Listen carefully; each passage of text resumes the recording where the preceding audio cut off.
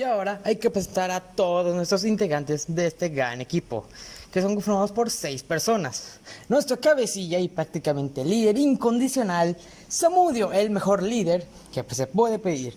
Una mujer con más lógica que todo este mundo, Maite Lisette, la mejor decoradora y prácticamente que hace que los trabajos tengan ese toque especial, Abril Escamilla, prácticamente. Luego tenemos a nuestro gran editor, Chap, a una mujer que prácticamente no le tiene miedo a nada, Montserrat, y yo, Luis Chic, somos los que conformamos este gran equipo. Y con esto dicho, ¡empezamos! En este trabajo tomaremos a 8 filósofos y explicaremos las cosas que los caracterizaron en su filosofía, tales como igual algunos de sus postulados más importantes como las frases que se volvieron casi leyes salidas de sus bocas. Al final, cada uno de los integrantes dará su crítica hacia su filósofo, de una manera ya sea positiva o negativa, dependiendo de cómo opine nuestro experto. El propósito de este trabajo es dar a conocer algunos de los postulados y corrientes filosóficas las cuales han llevado a cabo algunos de los filósofos más reconocidos, como sería Carlos Marx, y esperamos que sea de su agrado. Bueno, pues en este trabajo, como ya mencionaron mis compañeros, hablaremos de una breve historia y lo que hicieron, de lo que aportaron 8 autores filósofos en aquella época y que siguen siendo de gran importancia en nuestra actualidad, para bien o para mal, o para diferir en sus ideales que tenían. Cabe aclarar que en este video los filósofos que veremos estarán ordenados por su orden cronológico y además se mencionarán una que otra de sus características, así como sus postulados. Así que no despegues tus ojos de esta pantalla, porque ya viendo la explicación de lo que veremos en este video, no nos queda más que comenzar. Tommaso de Aquino, nacido el 7 de marzo de 1274, de origen italiano, fue teólogo y filósofo católico perteneciente a la Orden de Predicadores. Es considerado el principal representante de las enseñanzas escolásticas. Su característica de pensamiento fue la necesidad de distinguir la razón de la fe y también la de ponerlas de acuerdo. Una de sus grandes aportaciones como intelectual consistió en conciliar la fe con la razón. Su método de conocimiento tiene en el dato que proporcionan los sentidos, sin embargo, el entendimiento es activo en la formación del conocimiento en virtud de su actualidad. En sus postulados retomó las ideas aristotélicas sobre el alma, el mundo y el hombre, y las reelaboró desde un punto de vista cristiano. El problema central de su pensamiento era la relación entre la razón y la fe. Sostuvo que la razón es un atributo otorgado al hombre por Dios. Algunas de sus frases célebres fueron: el estudioso es el que lleva a los demás a lo que él ha comprendido, la verdad. Para alguien que tiene fe no es necesaria ninguna explicación. Para aquel sin fe no hay explicación posible. Una aplicación de sus aportaciones en la vida cotidiana sería con su frase pienso, luego existo, ya que la usamos para conducir bien la propia razón y buscar la verdad en las ciencias.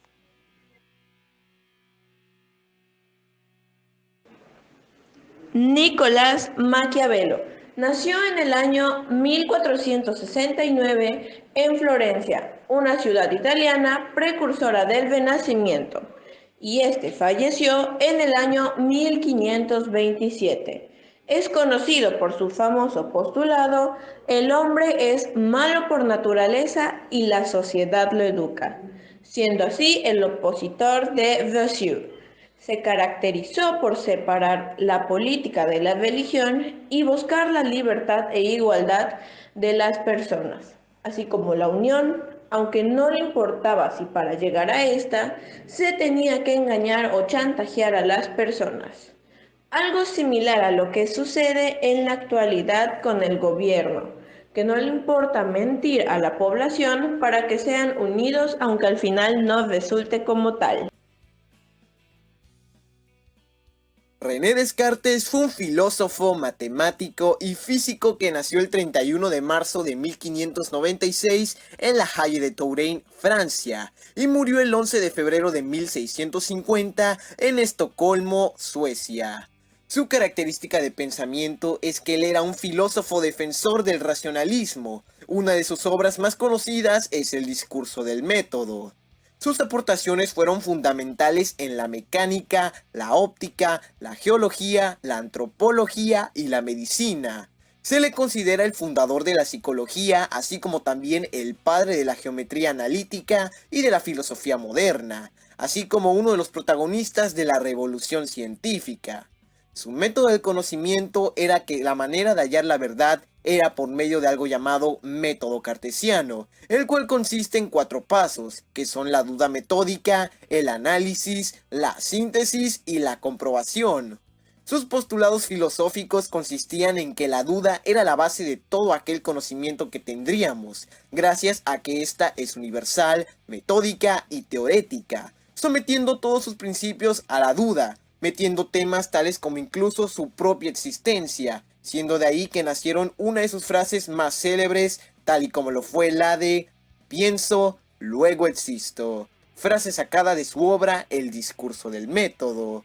La aplicación de sus aportaciones en la vida cotidiana son demasiadas, yéndonos desde sus aportes en la geométrica analítica, así como también en la teoría de las ecuaciones, y estas, así como otras aplicaciones, vienen gracias a su método del planteamiento de las cosas, gracias a las cuales sometemos el proceso de dudar, pensar y resolver. Ahora toca hablar de Charles Louis de Secondat, señor de la Vede y barón de Montesquieu, o simplemente conocido como Montesquieu en resumidas cuentas. Este mismo nació el 18 de enero de 1689 en La Vede, Francia, y murió el 10 de febrero de 1755 en París, Francia. Su característica de pensamiento es que él decía que era prácticamente del espíritu crítico, de la Ilustración francesa, que patentaba la tolerancia religiosa y la aspiración a la libertad, entre otras cosas. Su aportación más importante al mundo fue la separación de los poderes y que todo el poder no se mantenga en solamente una posición.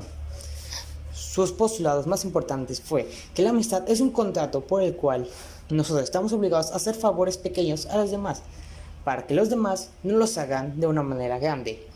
Y no existe la tiranía peor que la ejercida a la sombra de las leyes y con una apariencia de justicia o justiciera. Las frases fue: la palabra es la mitad de quien la pronuncia, la otra mitad es de quien la escucha. Y para ser realmente grande hay que estar con la gente, no encima de ella. Y en su vida cotidiana podemos resaltar la división de poderes como algo importante que podemos ver hasta el día de hoy en el poder legislativo, judicial, etc. Como prácticamente cómo se usan sus enseñanzas en la vida cotidiana.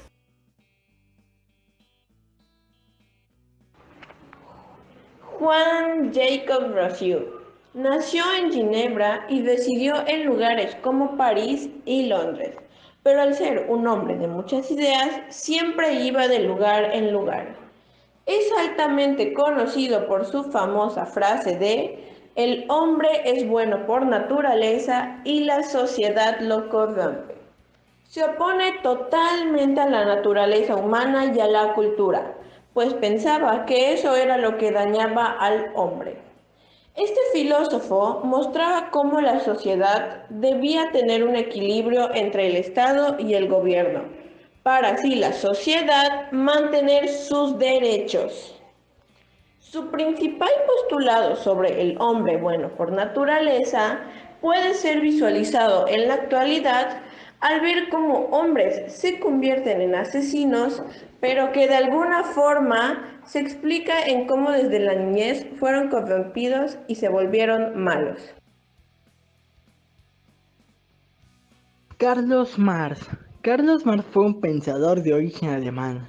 Treves, Prusia Occidental, 1818, Londres, 1883.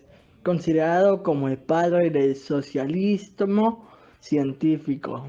Marx propone como alternativa al materialismo histórico que sostiene que el mundo no se cambia por las ideas, sino a través de la acción material, práctica y física. Marx creó la teoría del comunismo científico en oposición a las diversas teorías, hasta entonces existentes, del socialismo utópico, o sea, el hecho de ver. El marxismo propuso una metodología llamada materialismo histórico para comprender el desarrollo de las sociedades a lo largo de la historia.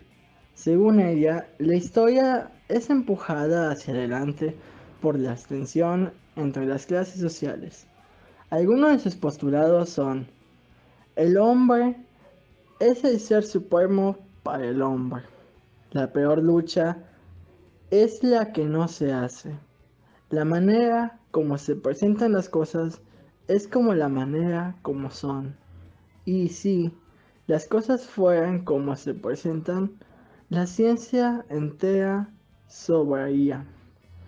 Marx existe como un ser humano en tener la conciencia de sí mismo y ser capaz de tomar decisiones. La desilienación es la creación. Friedrich Nietzsche nació el 15 de octubre de 1844 en Röntgen, región de Turingia. Fue primogénito del pastor luterano Karl Nietzsche y la señora Franziska Oller. Él tenía dos hermanos menores. En 1847 su padre fue diagnosticado con una enfermedad cerebral terminal. Más tarde, cuando tenía 5 años, falleció su padre. Él, después de haber estudiado filosofía, en 1869 fue nombrado profesor de filosofía griega en la Universidad de Basilea, a la edad de 24 años, aunque se vio obligado a retirarse a los 35 años, debido a sus creencias. Cuando tenía 30 años sufrió un accidente que lo hizo ser un inválido parcial. Nunca se casó, pero se llegó a enamorar. Él murió solo en Weimar el 25 de agosto de 1900, después de contraer neumonía. Fue incinerado al lado de su padre en la iglesia de Röntgen. Una de sus mayores aportaciones fue con su frase "Dios ha muerto", que fue utilizada por teólogos radicales posteriores a la Segunda Guerra Mundial. Dos postulados grandiosos de él fue el nihilismo, que creía que los valores tradicionales se habían perdido en la vida de las personas, lo que llamaba nihilicismo pasivo. Otro postulado fue la voluntad de poder. Este sostenía que todo acto humano estaba motivado por la voluntad de poder, no tan solo el poder sobre todo, sino el poder sobre uno mismo, algo que es necesario para la creatividad. Una de sus frases célebres fue: "Yo no soy un hombre, yo soy un campo de batalla". Con ello su pensamiento era vitalismo. Era una teoría protociencia, según la cual organismos vivos se caracterizaban por poseer una fuerza o impulso vital en las diferentes formas fundamentales de las cosas inimaginadas y no está sujeta a las leyes fisioquímicas generales. Sus obras más famosas fueron Así habló Zaratustra, El Anticristo, La Gaia Ciencia, Más allá del bien y del mal. Ahora toca hablar de uno de los filósofos más importantes del siglo XX, Jean-Paul Sartre, que nació el 21 de junio de 1905 en París, Francia, falleciendo el 15 de abril de 1980. Él mencionaba como una característica de su pensamiento que el hombre no es el ser, ocupa el centro de la existencia. El significado de las cosas no es dado por el ser. Sus aportaciones fue el existencialismo ateísta, como prácticamente su aportación más importante que hizo. Para Sartre, la conciencia es el conocimiento, mencionando que la conciencia surge de una forma espontánea. En 1945 dijo que hace lo posible la vida humana y que, por la otra parte, declara que toda la verdad y toda acción implica un medio y subjetividad humana. En sus frases célebres menciona que no hay necesidad del fuego, el infierno son los otros, y la felicidad no es hacer lo que uno quiere, es hacer lo que uno hace. Y es prácticamente como Y de último, su pensamiento es lo que ha impulsado mucho, ya que es buscar las respuestas fuera de la religión, más que otra cosa.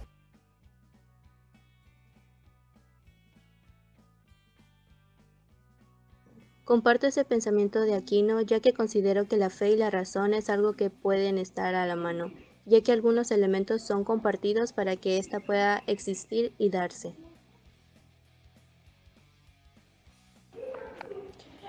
Puedo decir que me encuentro a favor y en contra de los postulados de Bossuet y Maquiavelo, pues parte del postulado de cada uno es correcto y la otra parte simplemente no. Pues yo creo que el hombre no nace bueno ni malo, simplemente nace siendo moldeable. Es decir, de acuerdo al contexto en el que se desarrolle, es como será. Por lo tanto, podría concluir que la sociedad educa al hombre para ser bueno o malo, pero también este mismo puede precisar ser distinto.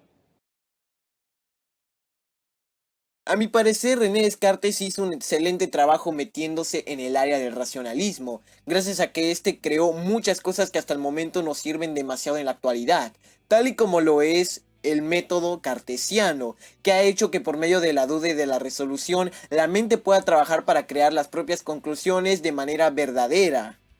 Así que yo creo que mis conclusiones finalmente llegan siendo más positivas para él.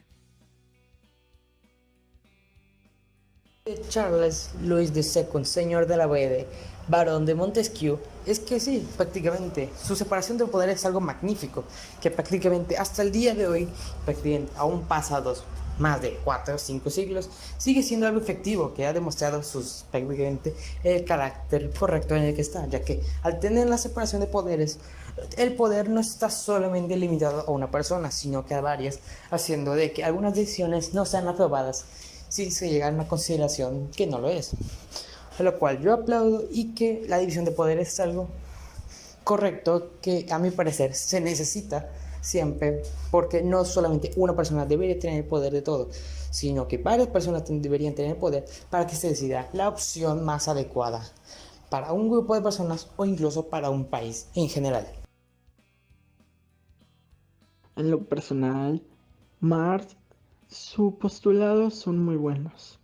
Mi crítica positiva es que me encantan sus postulados, ya que son de tratar de que el mundo sea mejor. Sin embargo, en lo negativo es lo cual no se fija tanto en la experiencia, es la base. O sea, yo creo que la experiencia es algo muy importante para que el mundo siga creciendo. Sin embargo, él se fija más en el clasismo, sobre las clases sociales, las cuales hacen que no vayamos prosperando. En conclusión, desde mi punto de vista, cada autor tiene algo negativo y positivo, porque si lo vemos desde la actualidad, muchas cosas han cambiado, y en cambio en su época era normal, y ellos pues no estaban conscientes realmente de lo que escribían, sino solo veían lo que la gente hacía y ellos pensaban y con base a ello escribían sus postulados e ideas.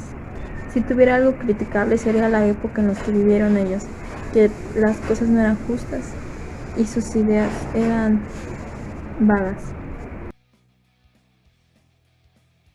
Lo que yo opino de Jean-Paul Sartre es que sí, es una persona que está en lo correcto y que para mí el existencialismo ateísta es algo importante que él nos dio y que al día de hoy lo seguimos usando, porque es un pensamiento que se basa fuera de las normas existenciales de la iglesia o de alguna religión, ya que sí, el pensamiento debería ser fuera de las religiones más que dentro por el tema de tener esa libertad y no tener las limitaciones de una creencia solamente por ser creyente y tener unas barreras que no te impidan aprender más sobre ya sea un tema que puede ser un tabú o incluso puede ser prohibido por esa religión.